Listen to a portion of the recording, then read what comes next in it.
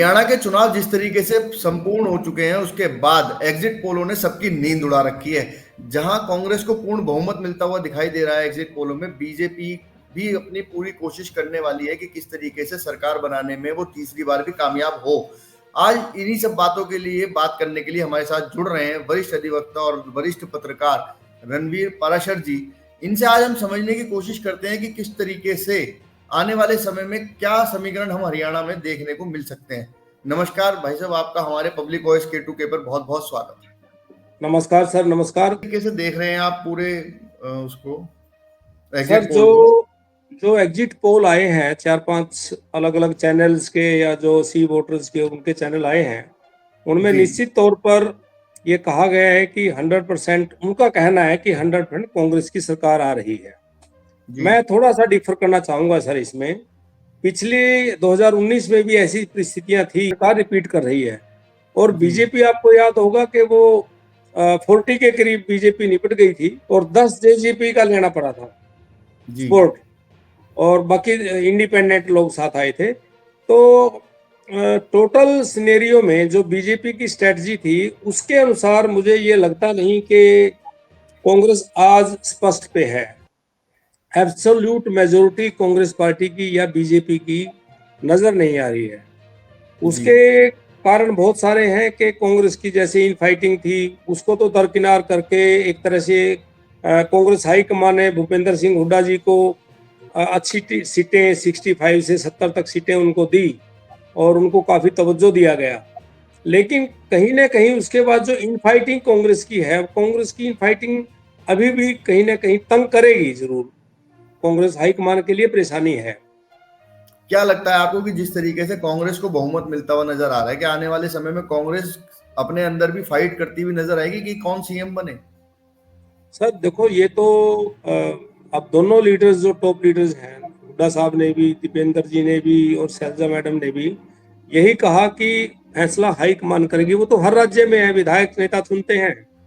वो ऑब्जर्वर, जो 3 observer point किए हैं, राजस्थान के पूर्व सीएम एंड वो पंजाब के एक नेता, तो वो डिसाइड करेंगे, उनकी आवाज लेके वो ऊपर बताएंगे। वो तो प्रोसीजर की बात होगी। लेकिन मैं ये दावे से कह सकता हूं कि अगर कांग्रेस या बीजेपी को जी एब्सोल्यूट मेजोरिटी नहीं मिलती है, जो वो स्थिति है, वो बड़ी पेचीदा स्थिति हो सकती है। मान लिया कांग्रेस को 40, 45, 46 सीटें नहीं मिलती किसी हालत में, और बीजेपी 35, 36 पे खड़ी है, तो जो बीच के साथी हैं, INLD का जैसे बात था, तो मैं आज उसी स्टैंड पे खड़ा हूं कि इनेलो किसी भी रूप में अगर 4-5 सीटें आती है तो कांग्रेस को सपोर्ट नहीं करेगी। और जी अगर कांग्रेस की एक दो सीटें और कम आई, 43, 42 के आसपास आ गई, तो फिर भाजपा ये अवसर बिल्कुल नहीं गवाएगी। सिंगल लार्जेस्ट के फार्मूले पे भाजपा एग्री नहीं करेगी, और उस स्थिति में आया राम गया राम दोहराया जा सकता है। मैं तो इस पे थोड़ा सा फोकस करना चाहूंगा। अच्छा है, हुड्डा जी को गुड लक के वो एब्सोल्यूट ले और सरकार बनाए। देखो, उस वो तो एब्सोल्यूट है, जीत है। अगर कहीं कहीं रहती है तो उस स्थिति में सामने सरेंडर नहीं करेगी, ये मुझे पक्का भरोसा है। और आपको हरियाणा का अच्छी तरह ज्ञान होगा। पहले जो अब कांग्रेस अध्यक्ष हैं उदयभान जी, उनके पिताजी थे गयालाल जी। जी एक ही दिन में उन्होंने, भजलाल जी के टाइम में 3 बार दल बदला, और उस जी दल बदली के बाद एक नाम आया हरियाणा में, आया राम गया राम।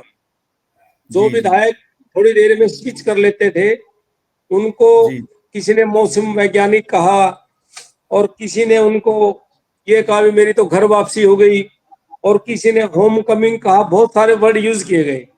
तो जी ऐसे दल बदल बदल के भागने वालों की जितने की जरूरत होगी उतनी हर पार्टी जोर लगाएगी।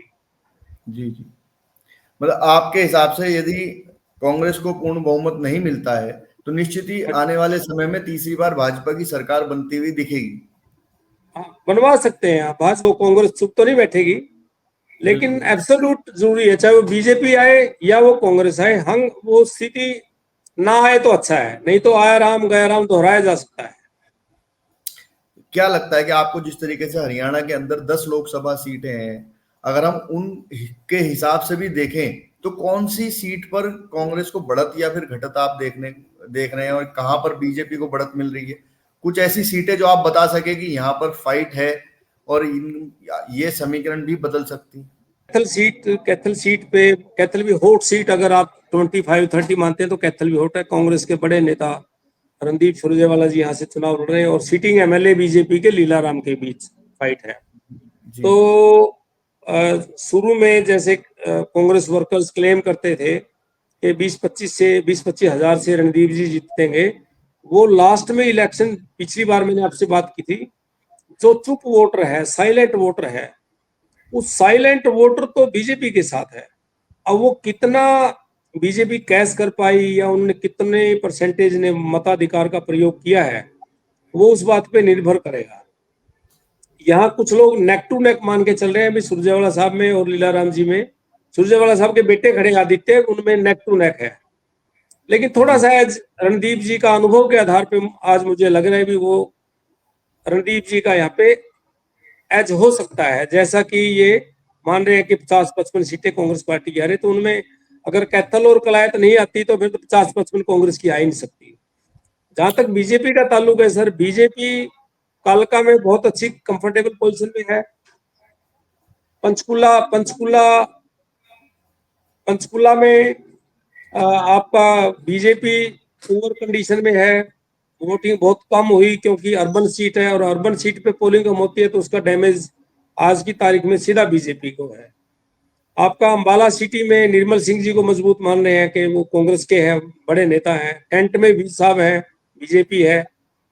रादौर में भी बीजेपी वीक है, लाडवा में बीजेपी जीत रही है। थानेसर में कांटे की टक्कर है सर। जो हमारी बॉर्डरिंग जीटी रोड है उसके बारे में मैं थोड़ा सा नजदीक से आपको ये बात बता सकता हूँ। और करनाल में बहुत अच्छी फाइट है। संभावना ये है कि वहां पे पंजाबी कार्ड देखा, हालांकि वो भी सिख हैं, सुमिता सिंह भी कांग्रेस की, और जगमोहन आनंद बीजेपी के हैं, तो वहां बिल्कुल नेक टू नेक है। जहां नेक टू नेक है वहां पे बीजेपी की जीतने की ज्यादा संभावना है। अदरवाइज कांग्रेस का तो ठीक कह ही सकते हैं ना, कांग्रेस पार्टी का तो क्लियर है ऐसे मतदाता बोल देते हैं। जी। वही आपकी नीलोखेड़ी सीट पे है, वहां पे कांग्रेस के कैंडिडेट गोंदर साहब थोड़े वीक लग रहे हैं और कबीरपंथी की अच्छी हवा है। आगे घरोंडा में जाओ, घरोंडा में बीजेपी कांग्रेस में नेक टू नेक है। असंध में वही स्थिति है, नेक टू नेक है। और पानीपत अर्बन बीजेपी क्लियर बताते हैं। पानीपत रूरल में महिपाल ढांडा और सचिन कुंडू है शायद, उनके बीच में मुकाबला है, कांग्रेस के यूथ लीडर है। और सोनीपत की बेल्ट में जैसे पहले मैं कह रहा था आपको कि हुड्डा साहब का जो वर्चस्व था, सोनीपत में इस बार थोड़ा डाउन लग रहा है। झज्जर और रोहतक में उनका डोमिनेंस बरकरार रहेगा, कोई लगता नहीं कि कोई उनको डैमेज होगा। सोनीपत प्रॉपर में और ये गन्नौर वगैरह में थोड़ा सा टेंट लगता है। इधर का अहीरवाल बीजेपी के पक्ष में था। अब वो तो करिश्मा ही होगा ना सर। अगर अहीरवाल में बीजेपी का इतना बड़ा स्ट्रॉन्ग होल्ड था, अगर वहां बीजेपी हारती है तो फिर तो कांग्रेस की सीटें आप 55+ मान के चल सकते हैं। हाँ जी। अभी हिसार में सावित्री जिंदल का मान रहे हैं सर। सिरसा में गोपाल कांडा और अभय जी का डोमिनेंस रहेगा नेचुरली। उकलाना सीट पे मैं बताता हूँ आपके, कांग्रेस के हैं वहां पे, रियल कजन है शैलजा मैडम के, भाई हैं नरेश सेलवाल जी। वो शायद हरियाणा में मैक्सिमम वोटों से जीते हैं, उनकी इमेज इतनी अच्छी चल रही है वहां पे, जो लोगों ने बताया। जी। ये स्थिति है। अगर हम उचाना की बात करें तो क्या दुष्यंत जी अपनी सीट बचा पाएंगे? सवाल ही पैदा नहीं होता सर, नजदीक भी नहीं। अच्छा।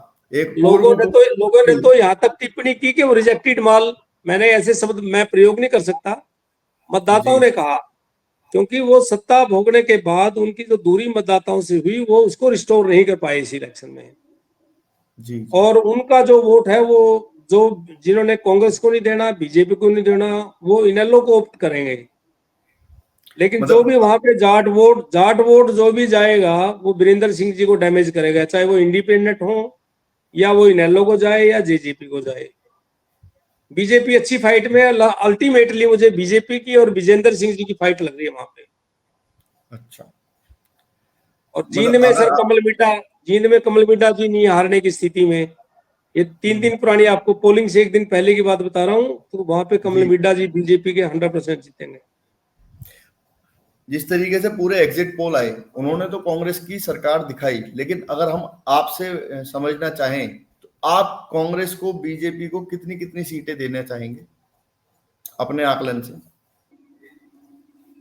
आप समझ के चलो कि बीजेपी को जितना इन्होंने, एग्जिट पोल वालों ने बीजेपी को जितना वीक दिखाया, बीजेपी इतनी वीक नहीं है।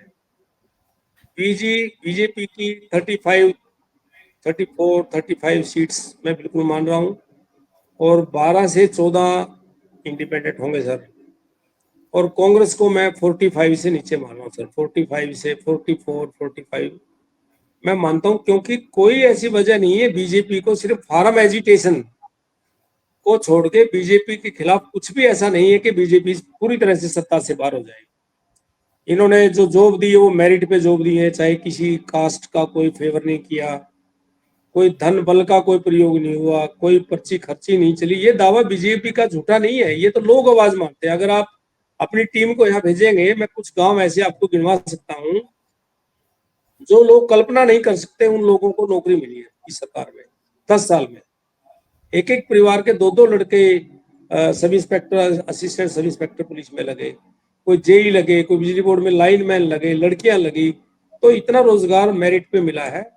वो it was lacking in Congress regime, पिछला जो रिजीम था हुड्डा साहब का, ये चीज मेरिट की नहीं थी।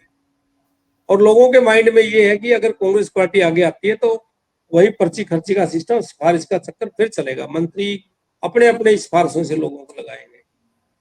जी, आपने जिस तरीके से पूरे हरियाणा का विश्लेषण करके हमें बताया कि आने वाले जो नतीजे हैं उसमें बीजेपी 35, कांग्रेस 45 और आईएनएलडी की 5 से 6 सीटें और निर्दलीय 14, इस तरीके सर का ये तो आकलन आप आज आपने जिस तरीके से पूरे हरियाणा का विश्लेषण बताया और हमें बताने की कोशिश की, हमारे व्यूअर्स को बताने की कोशिश की कि बीजेपी इतनी भी कमजोर नहीं है जितनी एग्जिट पोलों में दिखाई जा रही है। देखना होगा कि किस तरीके से आने वाले 8 तारीख में नतीजे आएंगे और किसकी सरकार बनने वाली है। आज आप हमारे साथ जुड़े, आपका बहुत बहुत धन्यवाद। नमस्कार। Thank you sir.